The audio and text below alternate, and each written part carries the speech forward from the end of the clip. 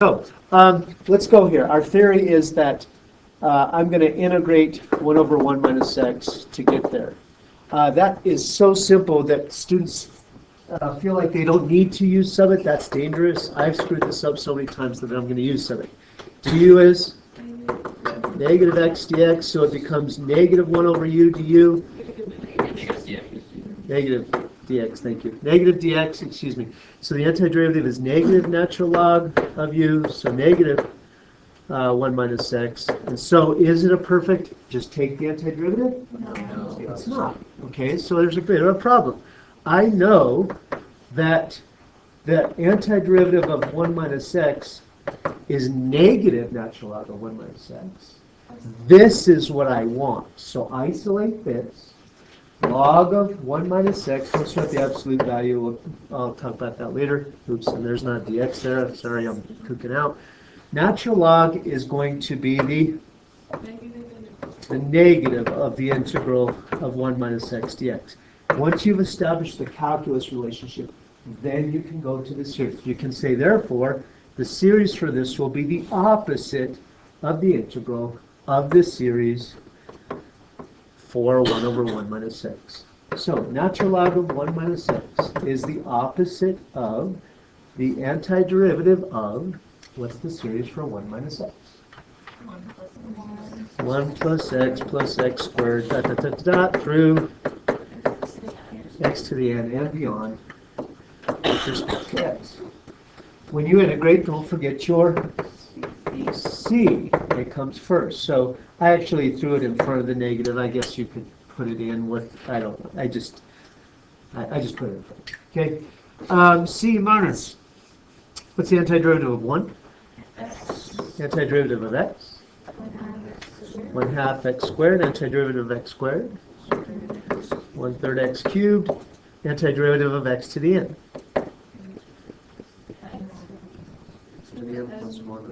X to the n plus 1 over n plus 1. Now, that's fine. Perhaps a little unnecessarily complicated. What do you reckon the one before is? X to the n over n. Isn't that a little nicer general term, right? Okay, so then, to find the c, we need a good x to put in. What's a good x? 0 would knock out all these infinite x's over here. Okay, so if I do that, I get natural log of 1 equals c and a bunch of zeros. So in this case, not every case, but in this case, the c is 0. Okay, so if c is 0, then the final series for natural log of 1 minus x is negative x plus, minus rather, you could leave the negative out front. Are you leaving? I don't know, whatever. Minus 1/2 x squared minus 1/3 x cubed, dot, dot, dot, dot, dot, minus x to the n over n. We? So if you wanted to estimate, final exam question. If you wanted to estimate the natural log of 2, give me 2 calculus ways to estimate the natural log of 2. Find the derivative of natural log? No, what? You can do the integral of 1 over x from Okay. So the definition of log is the area under the 1 over x curve. So you could do log of 2 by saying the area from 1 to 2 and do that using trapezoids or some estimation, right? Yeah. You wouldn't actually integrate this side because then you'd get the log of 2 is equal to the log of 2. That's ridiculous. You use an estimation method to estimate the log of 2. Trapezoids, whatever. Okay? We could also say the log of 2 is like the log of 1 minus negative 1, which is negative 1. So 1 minus 1/2 plus 1/3 minus 1/4 plus 1/5. Okay? All right. That is pretty thorough there. Are we cool? Questions so far? Okay. All right. Would you, mentally, if possible, just give me the series for x squared e to the x? you need to be able to multiply a series by a constant, variable term, or another series. This is multiplying a series by a variable term. So, what's your first term? Maybe it's not mental. There's x squared. It does not change. What's the series for e to the x?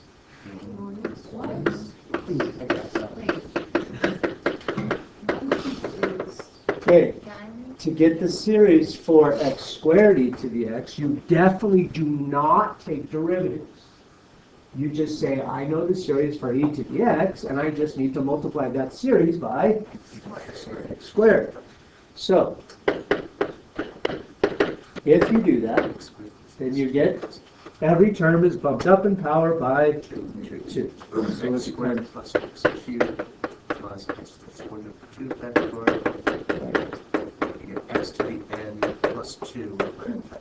X to the n plus 2 over n factorial is a fine general term.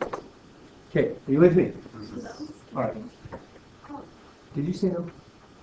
Oh, okay. I'm sorry. When I say are you with me, I don't actually usually listen. Sorry. I just assumed it's a yes. Let's go with, I'm going to, in the interest of time, I'm going to change this to 4th degree. I think I can easily get the pattern here. Now, we talked about this in this class yesterday a little bit, multiplying two series. I can get the series for e to the x cosine of x, not by doing derivatives. You can imagine how terrible that would be, because after one level of derivatives, you have a product, and then you've got products of products, and it starts to get exponentially large in derivatives, okay?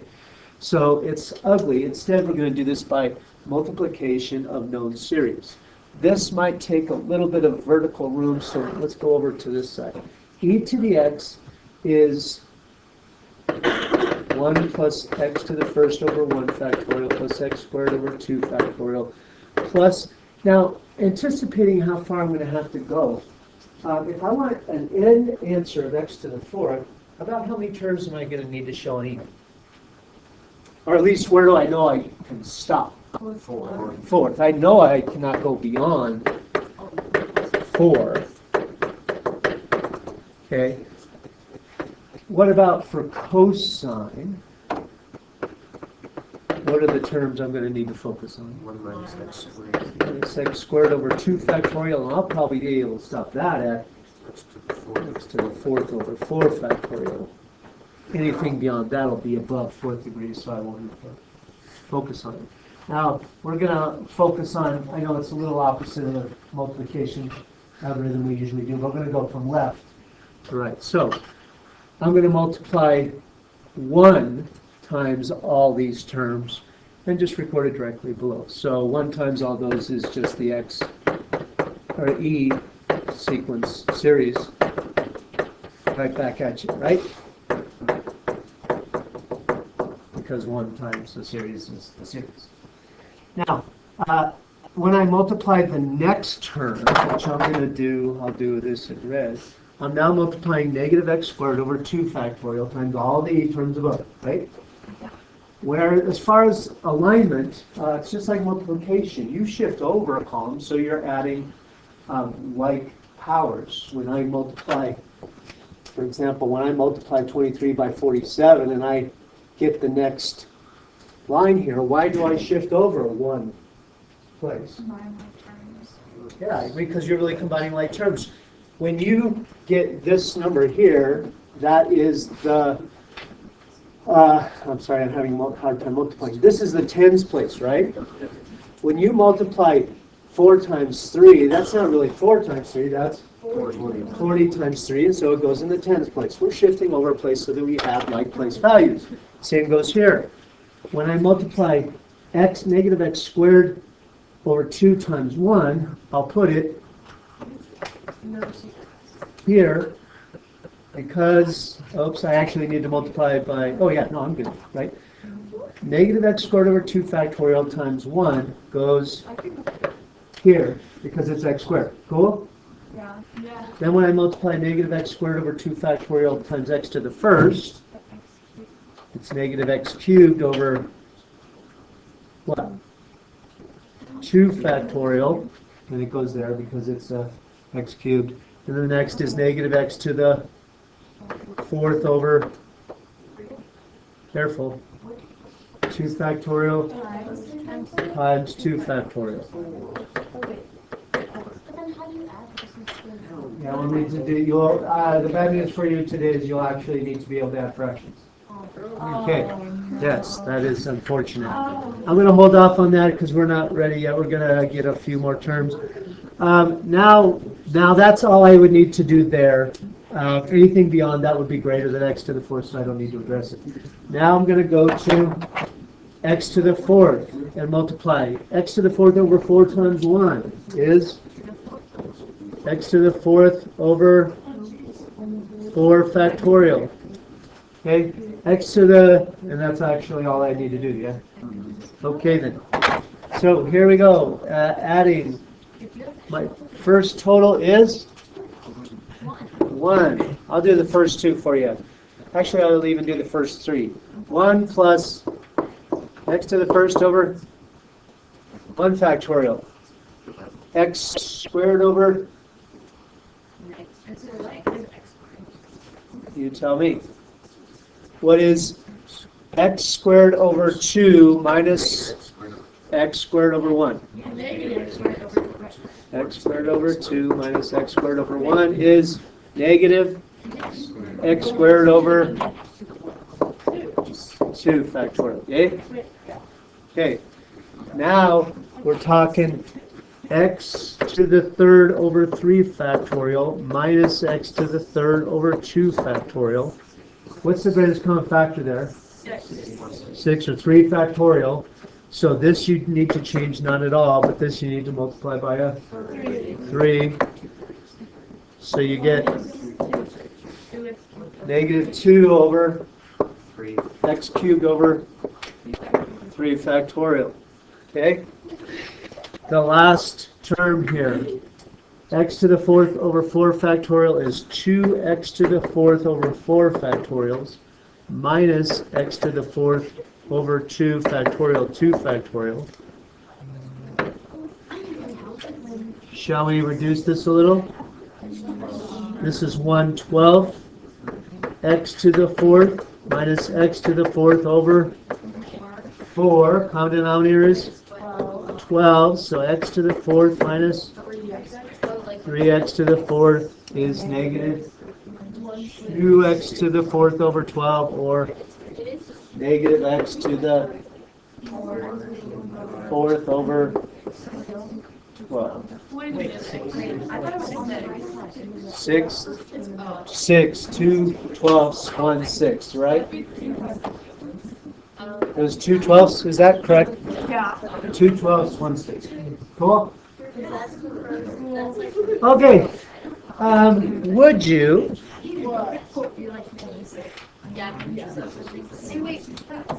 consider, that was just some arithmetic for adding fractions. Okay, yes? Why is it in the red, like over 1? Oh. That came from, shoot.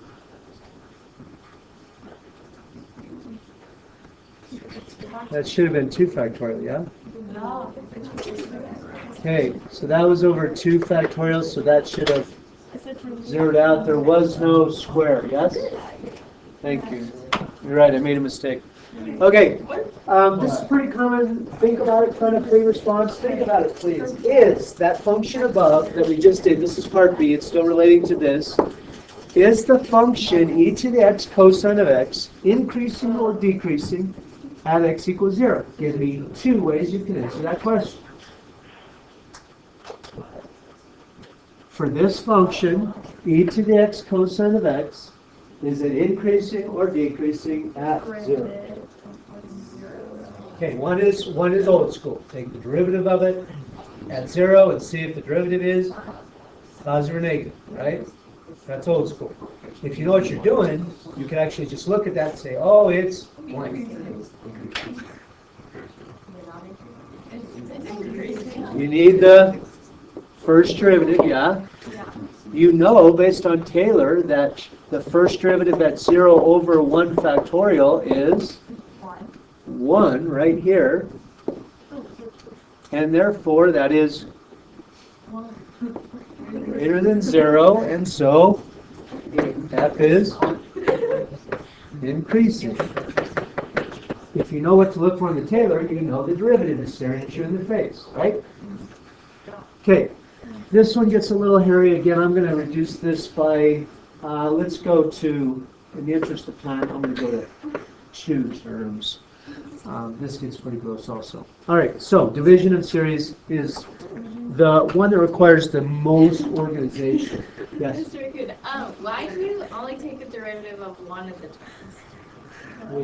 What do you, what? Like when you're looking to see if the function is increasing or decreasing, Yes. just take the derivative of one of the terms. This represents f prime of that whole thing. This would be f triple of that whole thing. So to decide increasing or decreasing, all I need is the first derivative. Yeah. Okay. All right. Find the first 2 terms of the Maclaurin for tangent. Tangent, as we know, is Wait. Sine over cosine. sine over cosine. 0, if you plug in 0 up to that x with it, No. I'm not plugging in 0 for x. This is what's right here. This is the derivative at 0. I don't put 0 in there. Okay, this is the Taylor. This coefficient is the derivative. This is the Maclaurin series. And so each term, this term here, is the derivative at 0. This is, I don't also put in 0 for x. Okay? Okay, so I'm dividing sine by cosine. What's the series for cosine? Which goes outside the box? 1 minus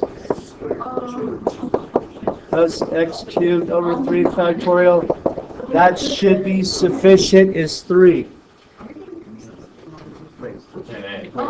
X, sorry, x to the 4. Sorry about that. Thank you. Way to think critically. Good job. Okay, so 3 will be enough. I'll explain why in a second. 3 will be enough in here. You're dividing sine, so sine's in the box, which is? Because that's what I memorized when I was young. Okay. With me?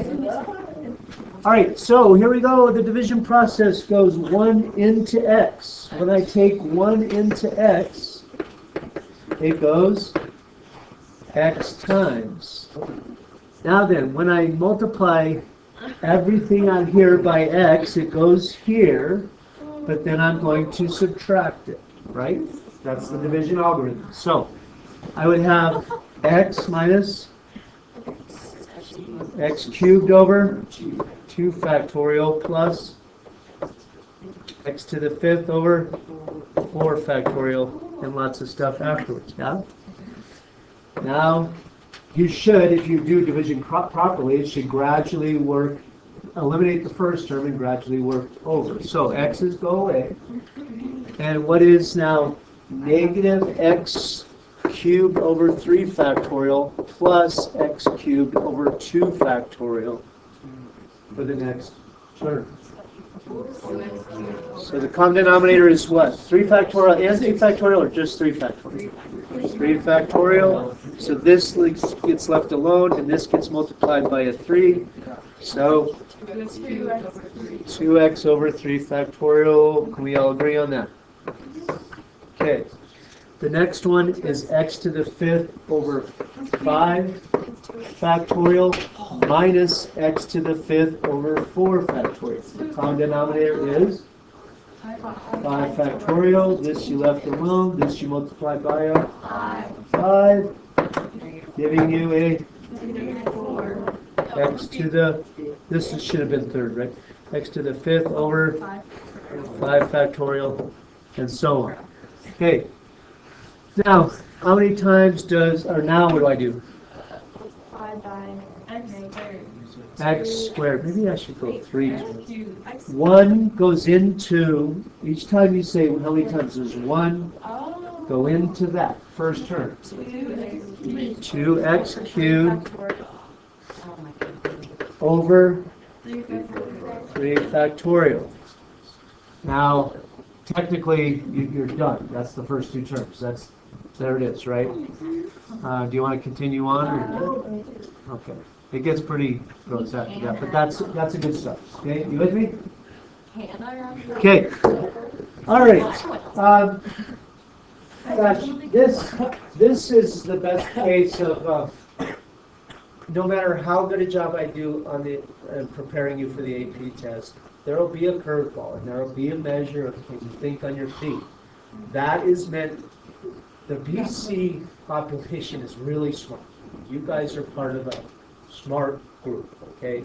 The mean, not the mean. The most common score on the BC exam is a 5. That's not because the BC exam is easy, it's really stinking hard. It's because the people that take the BC exam are really smart. Now, in order to differentiate the really smart 4 from the really smart 5, they need to sometimes throw you a curveball. This was a curveball or something like it on the 2010 exam. I had those people ready, they were ready. They were series prepared, they knew series back and forth. They got this, and some of them dropped a 0 on it because they couldn't get started. So, you've got a series that's piecewise. Right away they started freaking out. Know yourself. Are you the type that would say, oh crap, I'm screwed, I can't do this? Are you the type that says, yeah, I got this, no problem. Okay? Or are you the type that says, I'm not quite sure what to do, but I'm going to write down something. Which is at the minimum, you got to do that. Okay? That's the one. Yeah. So, you've got a series here. You're trying to write a series for, you got a function here rather. You're trying to write a series for sine of x over x, but you've also got this weird piecewise thing. It's 1 when x is 0. What do you do? Trying never helps.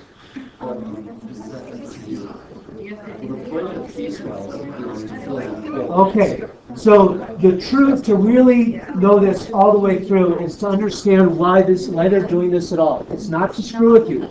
They want you to succeed. They're trying to help you. What are they doing? They're filling the hole. Okay, this is 0 over 0. That is a hole in the graph. If there's a hole in the graph, it's obviously not continuous unless they fill the hole. The limit as x goes to 0, we know that's a famous limit, is 1. They're filling the hole. Okay? That's a good thing. So don't freak out. Now, even if you weren't sure about what's that 1 doing, what should you do? It still says find the series for this. Just say, I don't know what that 1 is. I'm just going to go with it. Sinus, I know sine series. Let me write that. That was a point. The sine series. Point 1. Then, can I divide those by x to get the series for sine of x over x? Point 2. Okay? Forget the 1. Just get into the problem and show what you know at the very least. And maybe this will dawn on you later. Maybe it doesn't, but at least you get a few points. Okay? So, what is the series for this bad boy? I didn't say, but I want it centered around 0. So, whether you show, now, in terms of showing proper work so that they can give you point for sine of series, or series for sine, and point for the x being brought in, you should probably do these in steps. So, what's sine series? 1x, rather, 1x is what you meant to say, minus x cubed over 3 factorial plus x to the 5th over 5 factorial. On the AP test, they would tell you how many terms to write. Negative 1 to the, and x to the 200 plus 1 over, going forever, and all that's over x. And so the Maclaurin then would reduce all those by a degree of 1. So your series is 1 minus x squared over 3 factorial plus x to the 4th over 5 factorial. Generally, negative 1 to the n is fine. X to the 2n plus 1 minus 1, so 2n, right? Over 2n plus 1 factorial in parentheses and going on forever. All right, with me? That's it. Yeah, you're Okay, they could possibly ask a part C with the interval of convergence of your series or something. Okay, the more likely mistakes are made on this, then the more unlikely they ask for an interval of convergence. Then, because if everybody's got all these all over the place answers, then the grader they're going to have to do all these all over the place interval of convergences after that to check. No, so. Let's go, last but not least, substitution. This is the most useful of all transformations.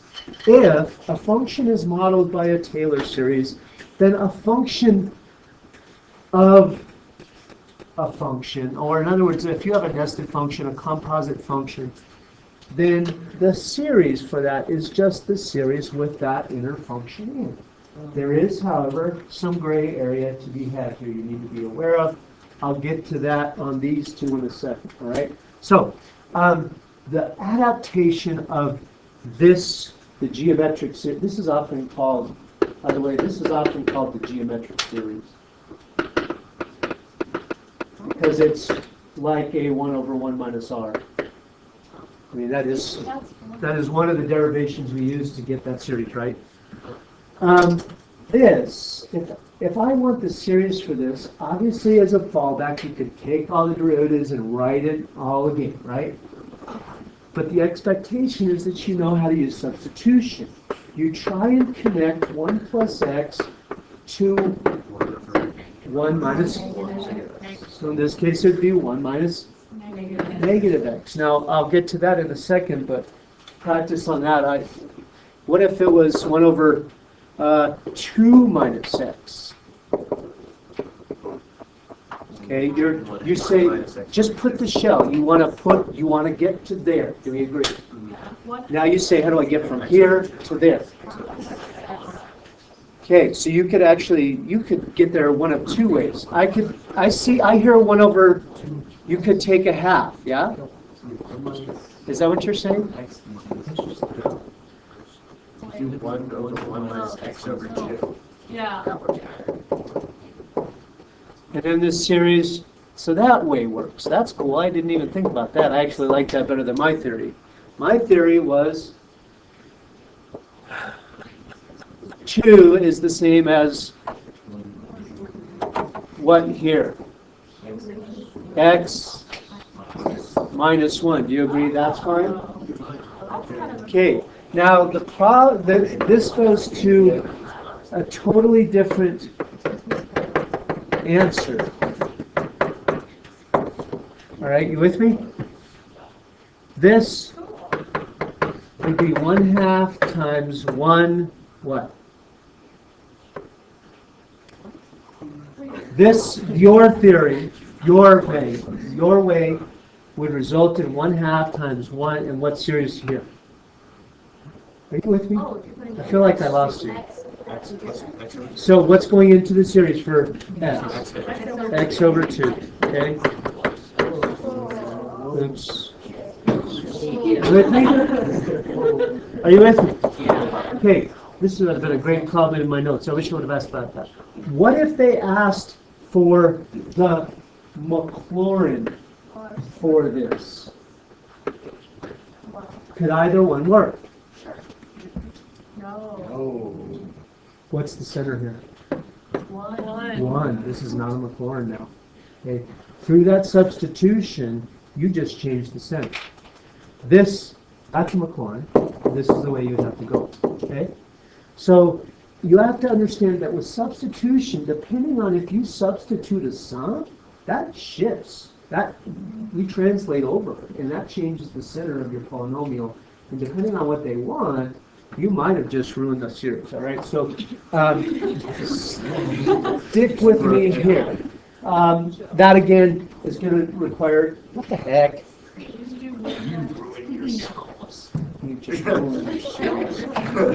Sounds pretty heavy, huh? How are we doing on time? Am I way over 30? What's 35 minutes? 5 minutes. 5 minutes ago, really? That's okay. Can you give me just a couple more. I'm sorry. I want you to have the study hall, but I'm doing this. Okay, so yeah. So this then is when you go to make an adaptation, you put the shell down, but instead of x's, you just put blanks. Okay. So the series for 1 over 1 minus x is 1 plus blank to the first plus blank to the second plus blank to the end, right? Normally we have x's there, but in this case, instead of x's, we're putting in negative x's. Follow? Okay. Now, say I asked you to find a series for sine of 3x plus 2. Whether you know it or not, it's really subtle, but it doesn't say what center. Now, because of that, I'm free to do whatever I want.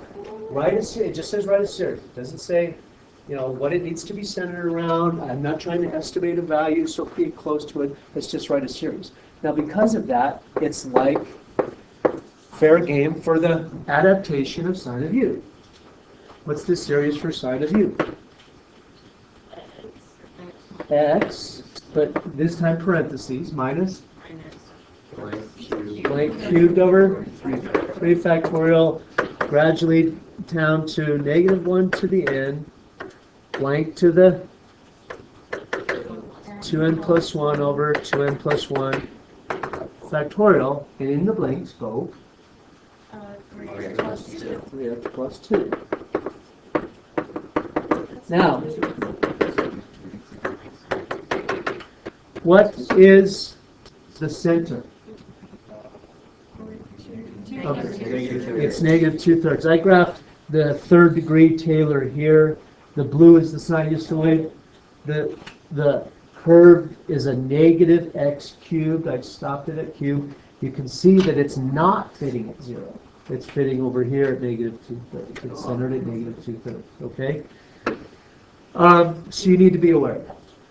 If the question had said, I want you to find a series for this, and I want it around 0, then you cannot do the adaptation. You must do the whole thing and take the derivatives. Okay? You've got no adaptation. You take the derivatives. And we can do that if you like, but I think you could probably work it. Yeah. Like when it doesn't give you the center. Like you just feel like that's No, the reader will know by looking at your table. Okay? Yes?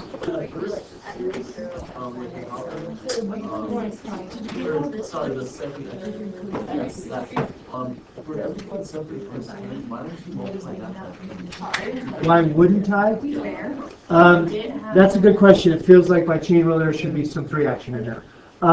If you get into the derivatives, which you kind of do here, you'll see that they actually zero out in a lot of times, and that's why you won't. It basically is like this. If I cube this,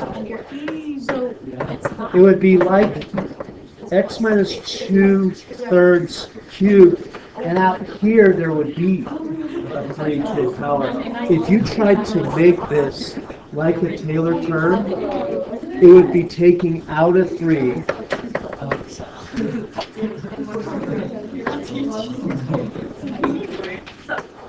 And there actually would be a 3 out here. So that 3 you're expecting is actually kind of rolled in here. Does that make sense? Oh my god, you switched. All right. This is terrible. Get the 19. That's pretty much it. Okay.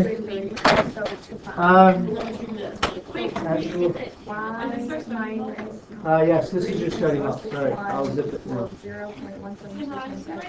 Yes, I would like. I'm going to hand out your test. If you want to look at it, great. If you don't, just put it to the side. I'll get it back in a second. Yes. Oh, good call. Yes, you did again. Bye, bud. Bye. Half hour, so about 10:45. 10:45. I don't know what test to use. Wait, this is 146. It's been 20 on 146. I don't want to just ask, can I use 6 iterations? Oh my god. It's 5 is super weird dimensions. So I kind of want to ask, can I just do 6? Because 6 makes it 25. On 20, you're supposed to do 5 iterations. I'm just asking if you just do 6. Oh, I like number one.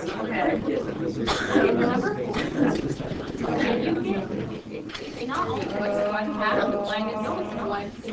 So there's a negative. Oh, no, it's not 50. Oh, is that the anti?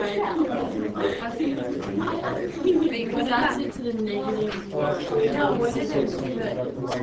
I know you're thinking why you're trying to give it back to So the derivative. Okay, so with me, I was like, Yeah, it's the derivative. So GTX of 1 over 1 minus x. oh, What year did you start teaching? What year did I start teaching? 1997. Wait, what about the negative? Oh.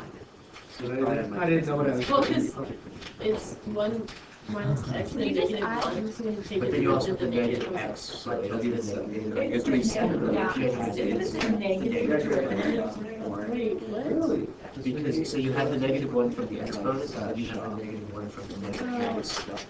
So it cancels out. This is the negative. So what do you do? You should take the derivative of the negative. Just subbing. Yeah, but I don't know like, what works. Wait, really? You have to say it. Yeah.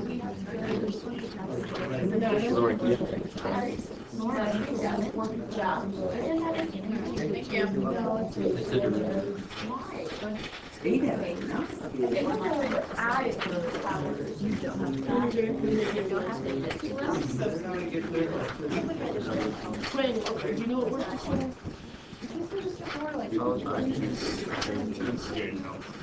Sure, that was the negative derivative. Like how? Took the derivative. And then the negative. Wait, is this a? Yeah, sorry.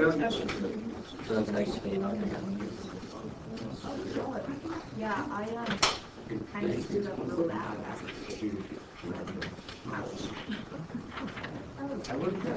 okay. Everything's fine. Wait, I didn't know my other thing. Oh, stop the recording.